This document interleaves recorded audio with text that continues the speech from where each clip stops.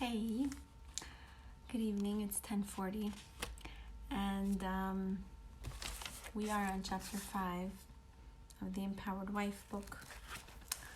So excited for all of you that have joined our WhatsApp group.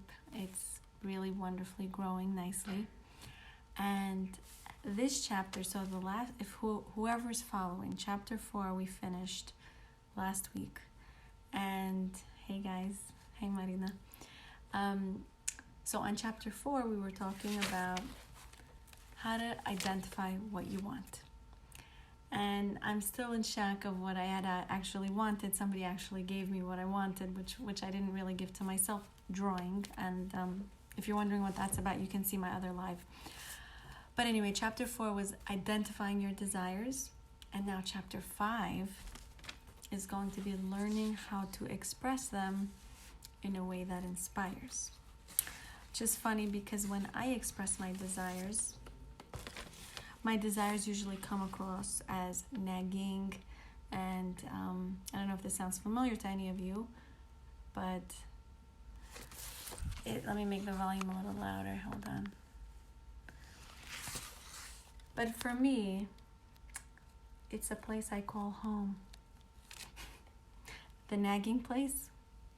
Been there many times. I have a really beautiful couch there. I lay down, there's a lounge, there's a fan on top to keep me cool so I know I can stay there. And my husband, of course, hates it. This book has really given me a lot to identify. I really realized I do this a lot. And so now this is something I want to share with you. This is chapter 5. Let's go to chapter 5. Chapter 5 is on page 43, okay? For those of you who don't know, this is the book. Express your desires in a way that inspires. This should be interesting because my desires usually squelch his joy. Like, we're usually like at odds with that. Okay, so here's what she writes. You are a living magnet. What you attract into your life is in harmony with your dominant thoughts. That's actually Brian Tracy who said that. He's a motivational speaker. So, how many times have you said, you don't spend enough time with me? We don't go out enough. I'm not happy that you didn't clean the backyard, or whatever it is that you have that he didn't do. He didn't fix the light bulb. He didn't change the pipe. It's leaking in the bathroom sink somewhere. And you're just sick of it, right? And you tell him, like, you're not doing what I ask you to do, and what's happening there? So she basically breaks that apart and builds it back together. So what's happening? You're saying something that is an unexpressed desire, which is a complaint. She says, whenever you have a complaint, it's really an unexpressed desire. Thank you, Marta, for the love on that one. Yes, for those of you that can identify as women, for their partner who may have not done the chore in the house that you think he could do at the drop of a hat, because it takes literally less than 10 seconds to put this happened to me. You see that thing on the wall there? Yeah, it's been a while when I had asked him to put it up. Then I took a hammer myself. Of course, he was scared at that point, not to hurt him. I was just trying to put it in the wall, but I'm not as talented as he is in that front, so he figured that out right away. He took the hammer and helped me put it back in quickly. So it took a few months for us to get to that point. But you see, it's hanging, thankfully. The marriage is still solid. There's a picture on the wall. So I digress, as usual. Okay, so a complaint is an unexpressed desire. So pay attention when you're saying something that's irritating you. You really have a desire underneath that. And a pure desire, she says, is not going to have the word you in it. Why? Because you implies that it's dependent on something. Wait, she said it specifically here. Hold on. I have a lot of red highlights, guys, because let's face it, this chapter was made for me. Okay. I want you to spend more time with me. I want you to help with the housework. What's happening? She's basically saying a desire that she wants him to fulfill. What's really happening is the problem with these desires is that they have the word you in them, which immediately changes them from desires to commands. And let's try to stay away from that, because what happens? Commands diminish intimacy, right? And lower your husband's motivation. We know that. Lower your husband's motivation to pay attention to what would delight you. This is so true. I feel like she really understands the male psyche very much. Or maybe just my husband, I don't know. Saying, I want you to spend more time with me is not only a very thinly veiled complaint, meaning what? You don't spend enough time with me. It's also a trap. What you really want is for him to want to spend time with you, right? And I've said this. I said, I don't want to tell you that you want to spend time with me. I want you to want to spend time with me, right? Like that song, I want you to want me. And I mean, give me a like if you can resonate with that statement. I want you to want to spend time with me. Yes, I feel you, because I understand that statement so well.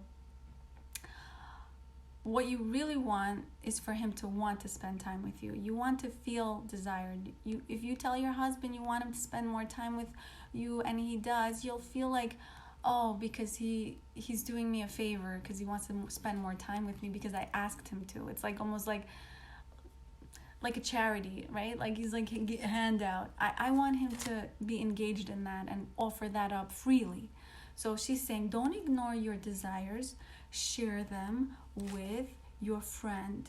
Share them with somebody you trust. Like we have this group on WhatsApp where we basically use that platform to encourage and empower women in the right way, that we should like grow our marriage more, not like belittle it or break it apart and irritate the marriage and like whatever. So recognize your desire and honor it, but by saying it to somebody you trust, like your friend, you aren't hurting your chances of getting what you really want, which is having him offer that freely, right? Now, this is really powerful. I would love 3 words that allow you to express your desires without imposing them as criticism on your partner or in the situation. I would love a slice of pizza. I would love to take a nap. I would love a new dress. I would love to work part-time. These are all really comfortable statements where he's listening without feeling assaulted by the fact that you don't have something you want. And he's more welcome to try to please you. Why? Because she writes here in the very first page, the second page of this book, your husband really wants to make you happy. It's true.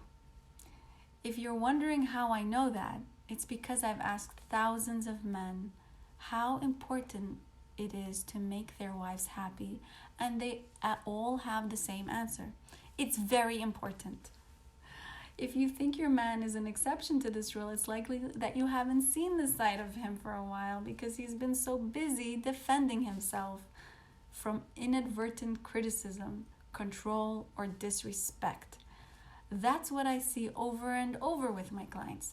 But when we wives clean up our side of the street by relinquishing control and being respectful of our guy, she'll explain that apparently in chapter 8, his desire is to make us happy. His desire to make us happy reemerges stronger than ever. And she writes here, you don't have to persuade, manipulate, argue, nag, or coerce him into doing something to make you happy, because he already wants to be your hero. He just needs to know what you want. I tried this today, guys. I tried this. I was in the car and I said, I would love a slice of pizza. And it was like I rubbed a magical genie lamp. I none of my kids heard that. Okay. It was like I rubbed a magic potion or something happened and I sprinkled some fairy dust on him and he was like, let's go. And I was like, what's happening? Yeah, we ended up with pizza that day. Guys, I'm a health coach. I'm sorry. This is important for the purposes of this book. I had to apply this question.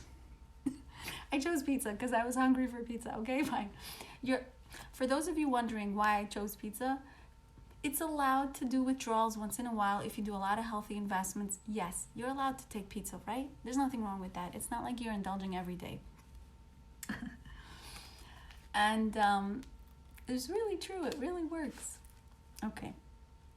I would practice that. It'll come more natural to you after a while. And he will love to hear you speak like that. But be careful. Do not use the trap of saying, I would love you to do something. Leave that alone, because that's already asking him to defend himself why he didn't do it. Because he's so used to doing that whole defense where he's got to say like, well, you never said anything about that, or I'm busy, or I'm always trying to like do stuff. You're not doing enough, right? There's all of that. Okay. Expressing desire always works. Try to speak in a way that's not pushing him to defend himself, where he has to now say why he didn't give it to you, whatever it is that you want, by asking in a tone that's very calm and saying, I would love, fill in the blank. You'll be surprised. And if he can't give it to you, because whatever the situation may be, he's not going to be defensive and like feel harassed about it. He's going to encourage you to let's figure it out together. Let's see if we can do something about that, right? He feels your heart. When you come from an honest place, he feels that.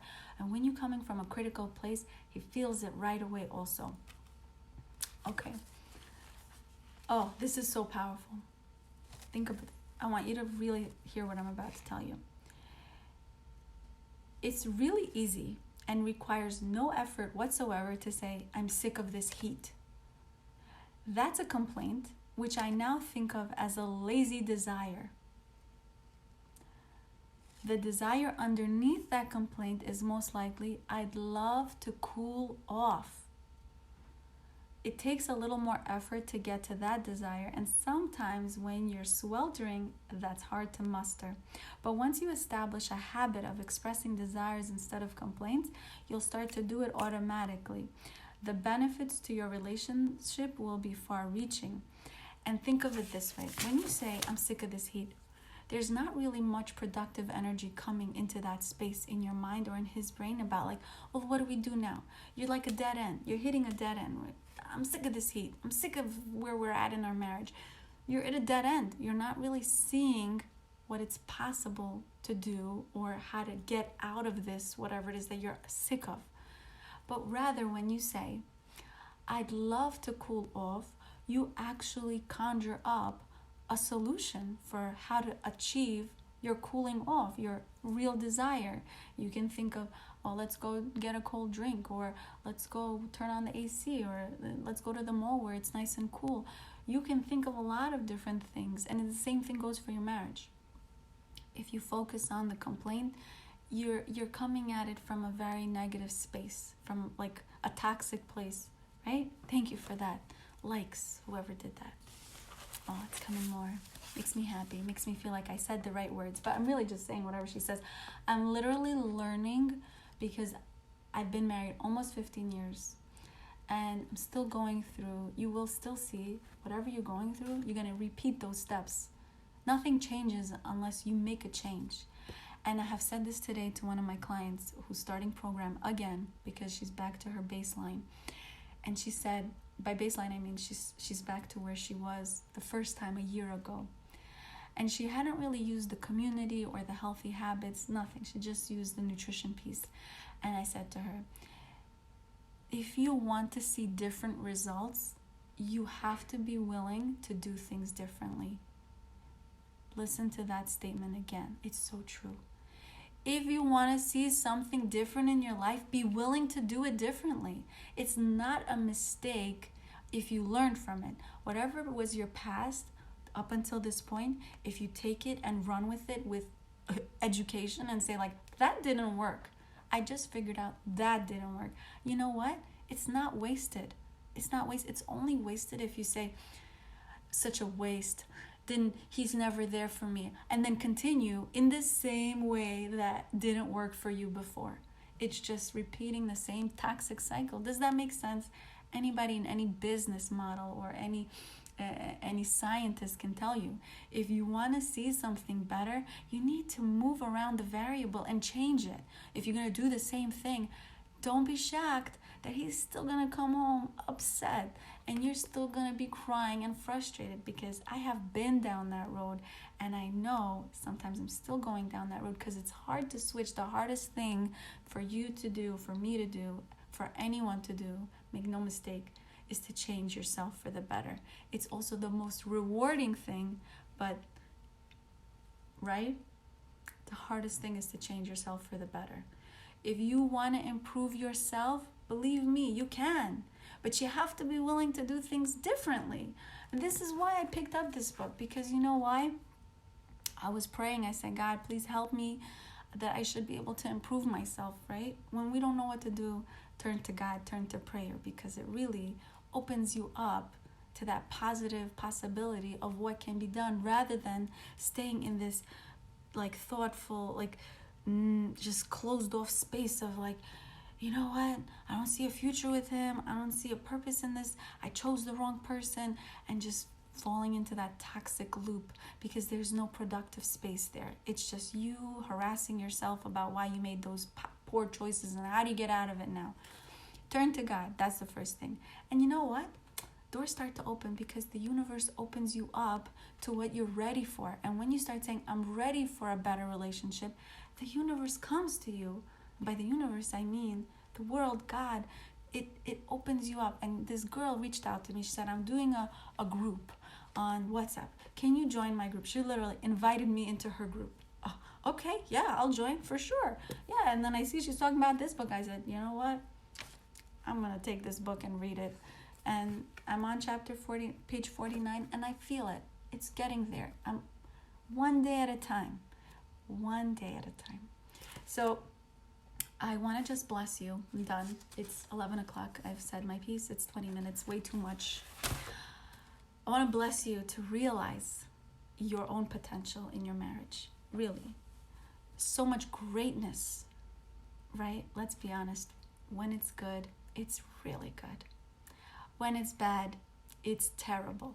But when the relationship is good, it's just incredibly amazing. And that's really, wow, 45 people are watching this. Wow, okay, fine. I guess where everybody's like Sunday night. That's the most there's ever been here. So now I'm just lost for words because so many eyes are watching me. I hope my hair looks good, guys. Is this okay? Does this look okay? All right. I want you guys to get this book, whoever's watching, and let's continue reading. I'm going to do chapter 6 next week. You can get it on Amazon for $13. I'm telling you, it's not that expensive. Have a good night. Have a good week. God bless you. And if you felt whatever you felt in my speech, whatever this was, then it was meant for you. And if you know somebody who needs to hear these words, share it with her, because she also has a marriage worth saving and worth continuing. Thank you, guys. Bye.